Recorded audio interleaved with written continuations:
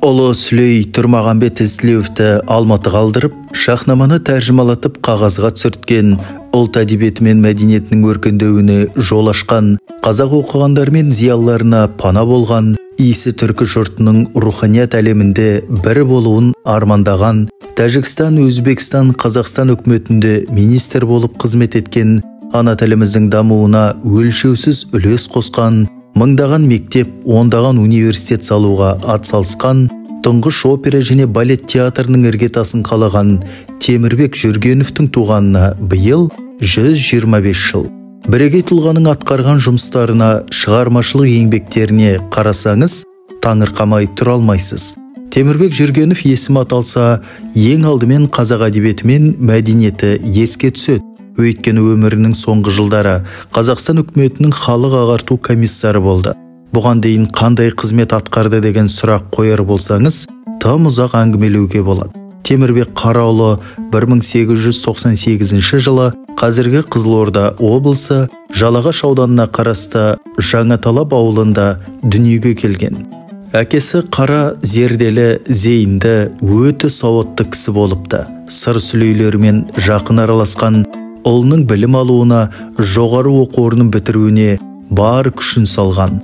Айтпақшы, әкесі кәмпескеге ұшырап, Қарқаралыға 3 жыл жер аударылған. Кеңес одағының байларды тонау әрекетін құптамаған. Бір қараның өзінен тартып алынған мал санын оқысаңыз, таңырқамай тұра алмайсыз. 80 мың қой, 3 мың жылқы, 1000 түйесі бар деп көрсетіліп, малдары тәркіленіп айдауға түскен. Әрине бұл нақты цифр емес, малдарын туыстарына беріп жасырып отыр деп артық жазған. Соның өзінде бақ дәулеті тасыған адам болғаны шындық. Жаза мерзімі бітуге жақындағанда қараға қарқаралықтар Балаң Темірбек кеңес үкіметінің ірі қызметкері Өзбекстанның ағарту комиссары болыпты деген сүйінші хабарды жеткізгенде, жауатын бұлттай түнерген қараның балам алдымен өзінің миын ағартып алсын деген сөзі бүкіл елге тараған. Осыны естіген жұрт, әкесі көкжал екен, баласы Темірбек қандай екен деп таңырқасыпты. Темірбек тұтқындалғаннан кейін көп кешікпей Қарақсақалда тұтқындалған. Оның осы сөзін тергеуші айыптау ретінде көлденең тартқанда, мал мүлкім тәркіленіп, өзім жер аударылғасын Совет үкіметін жек көргенім рас. Ұлыма қарата ана сөзді айтқан емеспін деп мойындамаған екен. 80 жастағы Жүргенұлы Қара Қызылорда қаласындағы НКВД өкілі Пяткин дегендің тұтқынында болып, 1937 жылы 27 қыркүйекте Қызылорда қаласында атылған. Темірбек алғаш ауыл молдасынан сауат ашып хат таныған. Қазақтың даңқты шайыры Тұрмағамбет Ізтілеуовтен дәріс алған санаулы шәкірттің бірі де бірегейі осы Темкең. Тұрмағамбеттің қандай ірі тұлға болғанын айтудың қажеті жоқ шығар. Сүлейден кімдерді оқыды, не білді десеңіз, шығыс әдебиетінің жұлдыздарын түгел бала кезінде-ақ таныған. Омар Хайам, Фирдауси, Сағди, Хафиздердің жырларымен қоса, ілімдермен де бала кезінде сусындаған.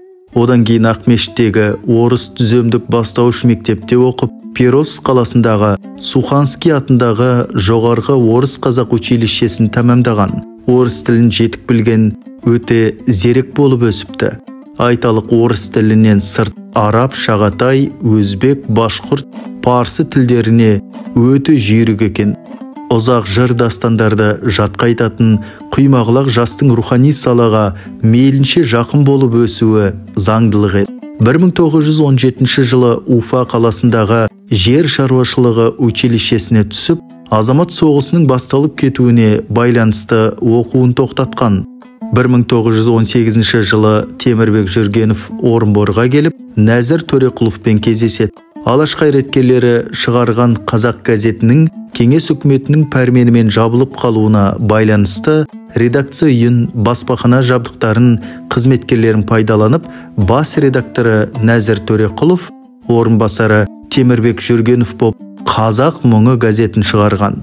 Бұл газет бар жоғы 3 нөмірі шыққан, себебі Орынбор қаласы Дутов ақгвардияшыларының қолына өткеннен кейін әрі қарай газет шығару мүмкіндігі болмаған. Одан кейін шарасыздықтан коммунистік партияның құрамына өтіп, түрлі қызметтер атқарды. 1921-23 жылдары Орынборда жұмысшы факультетінде, 23 жылы Ташкенттегі мемлекеттік университеттің құқық факультетінде білім алды. Осы мамандығы бойынша алар болсақ, Темірбек Жүргеновті Қазақтан шыққан алғашқы кәсіби заңгерлердің бірі деуге болады. Оның бір ерекшелігі оқи жүріп, қызмет атқара жүріп, қоғамдық саяси өмірге белсене араласқаны, түрлі тақырыпта мақалалар жазғаны деуге болады. Ол Орталық Азия елдерінің мемлекеттік аумағын, ұлттық территориялық шекарасын белгілеу барысына тікелей атсалысқан тұлғаның бірі, әрі осы тақырыпта еңбекші қазақ Советская степь газеттерінде көлемді мақалалар жазған.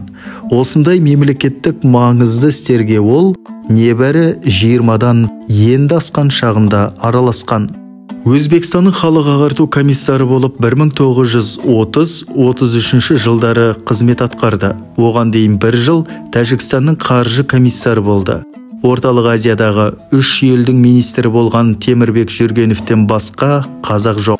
Осындай ірі лауазымдарды атқарған тұлғаны тану үшін ғылыми орталық құрылып, арнайы жұмыс істеген дұрыс деп ойлаймын.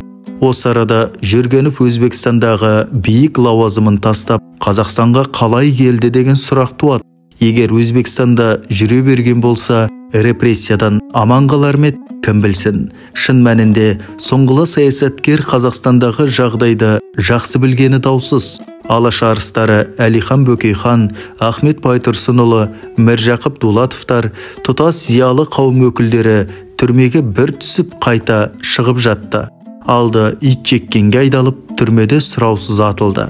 1931-33 жылдардағы алапат аштықты еске алыңыз. Қазақтың тең жартысы қынадай қырылған жоқ па? Ол жылдары Қазақстан зұлмат жайлаған мекен еді. Алапат жұттан бас сауғалағандар Өзбекстан, Түркменстан, Қырғызстанға бас сауғалады. Қытайға асты, тіпті Ауғанстанға босты. Олардың саны 1,5 миллионға жуық деген дерек бар. Мұның бәрін Жүргеновтің білмеуі мүмкін бе? Өзбекстанға ауып барғандардың жағдайына алаңдап, қолдан келгенше көмектескенін, білім алуына септескенін жақсы білеміз. Егер қарақан басын ойласа, елге оралмауына әбден мүмкіндігі бар еді. Бірақ Жүргенов олай істемеді. Левон Мирзаянның шақыруымен елге оралды. Сондағы мақсаты ел үшін қызмет ету болғаны ақиқат. Дара тұлғаның ғұмырнамасын зерттегенде ұлтқа, елге қызмет ету үшін тұтас өмірін арнағанын білуге болады. Қазақ мұңы газетін шығарғаннан бастап, өмірінің соңына дейін қазақ халқының жоғын жоқтап, мұңын мұңдап өтіпті. Ағарту министрі болған жылдары елімізде білім ошақтарын, 1000-нан астам мектеппен, ондаған жоғары оқу орындарын салдыруға, оқулықтар жаздырып, ұлт зиялыларын, өнер қайраткерлерін біріктіруге, қазақ мәдениетін дәріптеуге қажыр қайратын жұмсаған. Абай атындағы опера және балет театрының орнын бекітіп, іргетасын қалаған осы Темірбек Қараұлы болатын. Ыбырай Алтынсарин 19 ғасырдағы қазақ ағартушысы болса, Темірбек Жүргенов 20 ғасырдың басында кеңестік өкіметтің өктемдігі күшіне мініп, дүние өртеніп тұрған зұлмат кезеңдегі қазақ ұлтының ағартушылығын негіздеген бірегей тұлға.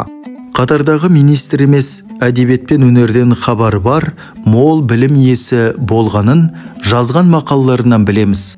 Айталық Бейімбет Майлин, Мұхтар Әуезов, Ғабит Мүсіреповтердің шығармаларын талдап, әдеби пікірталастарға қатысып, өзінің ұлттық ұстанымын табанды қорғай білген. Алғашқы кәсіби актерлардың, әншілердің, өнер қайраткерлерінің қалыптасуына Жүргеновтың қосқан үлесі ұшан теңіз.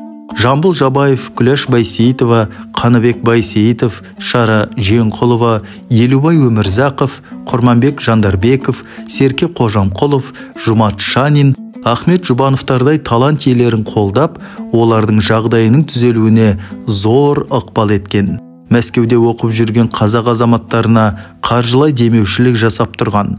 Қазақ, өзбек, тәжік азаматтарын білімдерін көтеруге Ресейдің орталық қалаларына жіберген.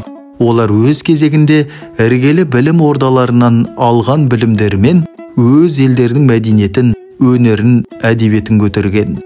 Ұлы классик Мұхтар Әуезовтің «Хан Кене» пьесасының айналасында қандай дау-шар туындағанын жақсы білеміз. Ғабит Мүсірепов бастаған жазушылар бұл пьесаның сахналануына қарсы шығып, хандық дәуірді дәріптеуші, ескілікті аңсаушы деп өре түрегелгенде, мұхаңды қорғағандардың басында Темірбек Жүргенов болды. Ол 1934 жылдың маусым айында Казахстанская правда газетіне «О хан Кене и его критиках» деген көлемді мақала жазып, Мұхтар Әуезовті жақтап, пьесаның қойылуына мұрындық болды. Бұл ерлік емей немене? Бірақ көп өтпей қойылым репертуардан алынып тасталды. Жоғарыда ең алғаш Тұрмағамбет Ізтілеуовтің алдын көріп, сол кісіден сауат ашқанын айттым.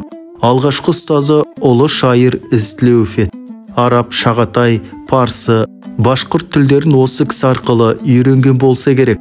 Түркілік дүниетанымы алғашқы ұстазы арқылы қалыптасқан деуге де болады. Ағарту комиссар болып тұрған кезінде Фердаусидің әйгілі шахнамасын түпнұсқадан оқып шығып талдау жүргізеді. Шығарманың соған дейінгі қазақшасын қарап шыққан соң, оған көңілі толмай, қуғын сүргін құрсауында жүрген шайырлардың шайыры Тұрмағамбет Ізтілеуовті Алматыға алдырып, 40 мың жолдық шахнаманы тәржімалатып, хатқа түсірткізеді. Бұл еңбекті Мұхтар Әуезов мұны аударма деп емес, дастанның қазақша жазылған варианты деп бағалаған дұрыс деген тұжырым жасаған. Жүргеновтың тағы бір ерлігін атап өтпеске болмайды. Ол өзінің ана тілінің мүддесін ашық қорғаған саясаткер. Оған композитор Брусиловскийдің «Дүйім дүлдүлдер» атты мемуарлық кітабындағы мына естелік мысал бола алады.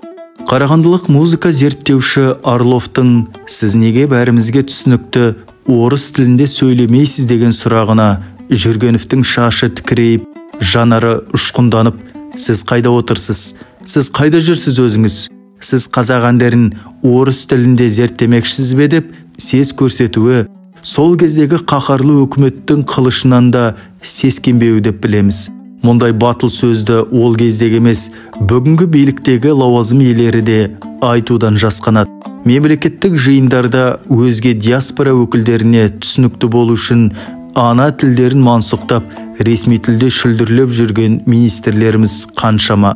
Солардың әрекетін көріп отырып, Жүргеновтің рухының алдында кешірім сұрағымыз келеді. Жүргенов бастаған сол кездегі зиялы қауым өкілдері өз ұлтының ешқандай жабайы халық емес екенін, айрықша мәдениеті бар халық екенін дәлелдеуге барын салды деп кесіп айтуға болады.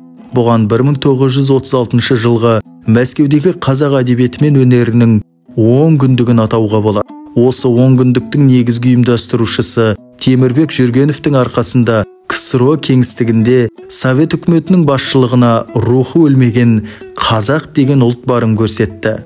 Қазақтың айрықша мәдениетіне өзгелердің көзін жеткізді.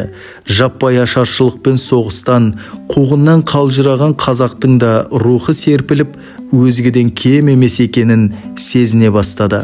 Дәл осы Жүргеновтің тұсында, нақтырақ айтар болсақ, 1936 жылдың 5 желтоқсанында Қазақ Кеңестік Социалистік Республикасы болып қайта құрылды.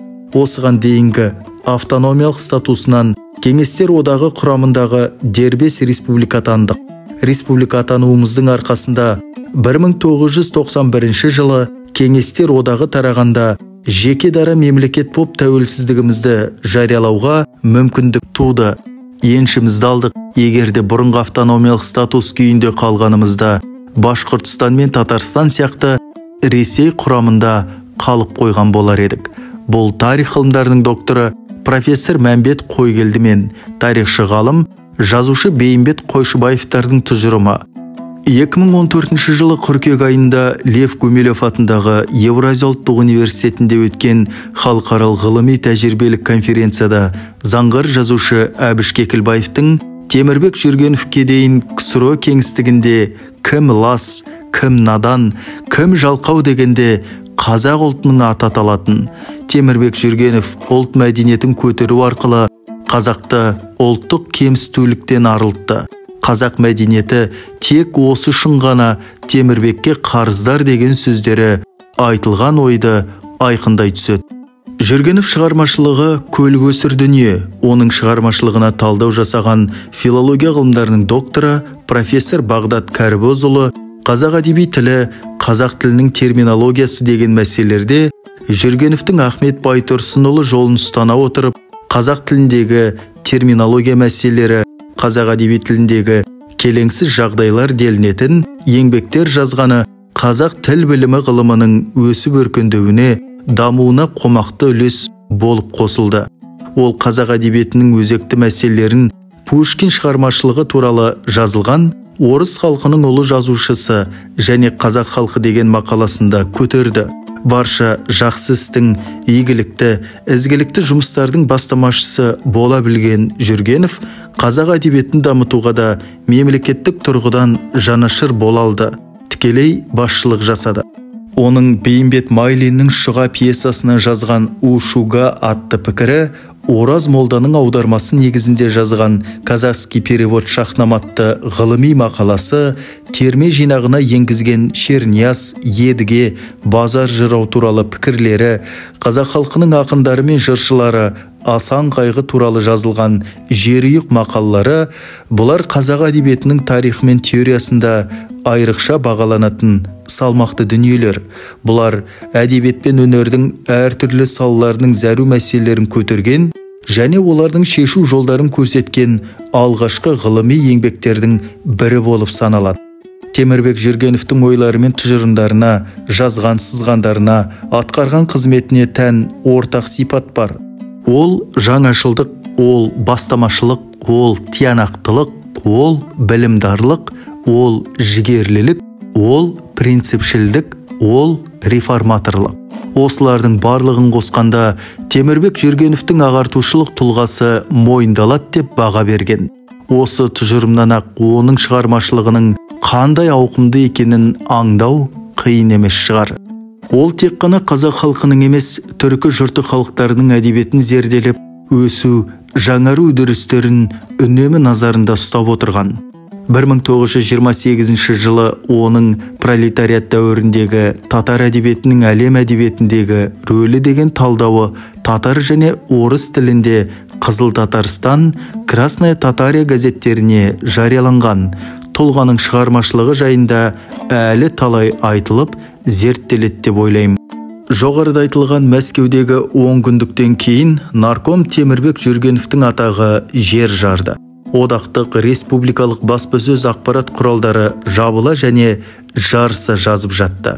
Мақтаса аспанға шығаратын, даттаса жерге тығатын қазақтың қанына сіңген қасиетімен, Темірбек Жүргеновтың сан қырлы таланты мен ұйымдастырушылық қабілеті жайлы мақтаулар мен мадақ, көтерме сөздер, тіпті арна өлеңдер жазылып, аты аңызға айналды. Сол кезеңнің ғасырлық құрылысы атанған Түркістан Сібір темір жолы іске қосылып, қазақ даласында жүздеген жүк вагондарын тіркеген паровоздар ағылып жатты. Рухы қайта оянған әр қазақтың үкімет пен партияға, оның ұлы көсемі Сталинге сенім артты. Мақтауға тұрарлық Темірбектей рухты перзенттерін өлеңге, әнге қосты. Ақын Әбділда Тәжібаев жазған «Паровоз» атты өлеңде «Бастаушым Компартия ұлы Сталин қолынан путевкасын берген маған, сондықтан отанымды шыр айналып, даусым жер жарады дабылдаған, айналам жайнаған, жайнаған алтын таң, ұранын темір нарком орындаған, аумаған ауыспаған құрыш табан, жарқырап 100 000 вагон жетегімде, әнімді естіртемін аңқылдаған, паровоз арқыра, зуылда, жарқыра, өндірте, артылта, артылта деп жырға қосты. Көріп отырғаныңыздай, темір нарком Жүргенов Темірбекті Сталинге жақындатып, паровозға теңеп отыр. Паровоз әні атақты әнші Манарбек Ержановтың орындауында қазақ аспанында қалықтады. Темірбектің дұшпандары қызғаныштан іштері жарылардай күйінді. Жаулары көбейді. Естіген жұрт қазақ ауылдарындағы, еңбек ұжымдарындағы, мектептердегі көркем өнерпаз үйірме мүшелері әнді қағып алып, ауыздан ауызға көшіріп, шаттана шырқап жүрді. 1937 жылы Мәскеудің пәрменімен Жүргенов Семей сайлау округінен КСРО жоғары кеңесінің депутаттығына кандидат болып ұсынылды. Бұл деген Жүргеновті Қазақстан үкіметінің басшысы немесе орталық партия комитетінің бірінші хатшысы болатынының хабаршысы еді. Осының алдында Семей пароходствосының бастығы Чик деген азаматтың үстінен Троцкийшіл деген арыз түсіп, оның партиялық мәселесі қаралған бюро мәжілісінде сол кездегі Қазақстанның ішкі істер комиссары Залин деген «Мынаның партиялық мәселесін шешіп беріңдер, бұл халық жауы, мен аттырып жіберемін» деп қаһарланған. Үзіліске шыққанда әлгі Чик өзі атылып өлген. Темірбек Жүргенов Залинге «Сен не істедің? Кінәсі дәлелденбей жатып, оның үкімін шығарып, азаматтың өліміне себепші болдың» деп әділетсіз сөзін бетіне басқан.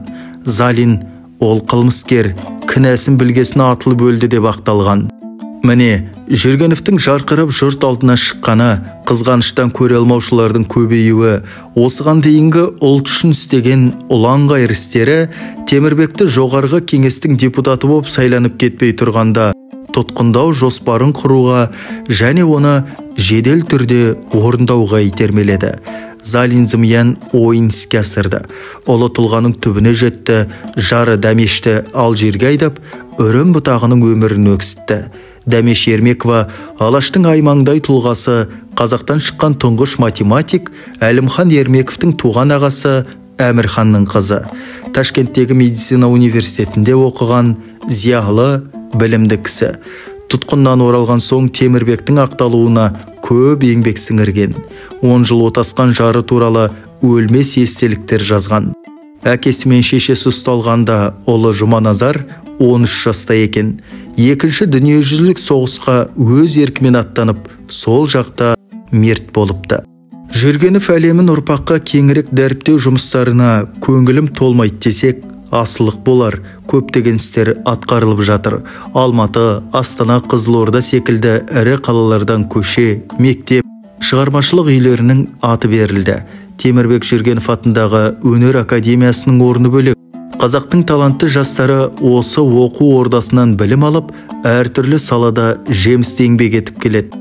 Әйтсе де мен еліміздің екі бірдей мәдениет және спорт министріне арнайы кіріп, көркем фильм түсіру, өнер саласындағы таланттарды қолдау мақсатында Жүргенов атындағы сыйлық тағайындау туралы ұсыныс айттым.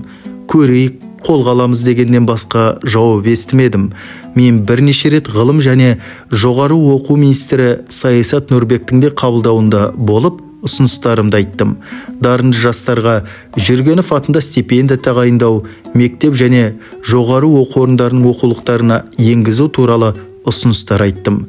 Уәдесінде тұрса, біраз шаруа іске асырылады деген ойдамын. Ақпарат және қоғамдық даму министрі Дархан Қыдырәлімен кездесіп, Темірбек Қараұлы жайлы телехикая түсіру туралы сөйлескем, құптаймыз деп отыр.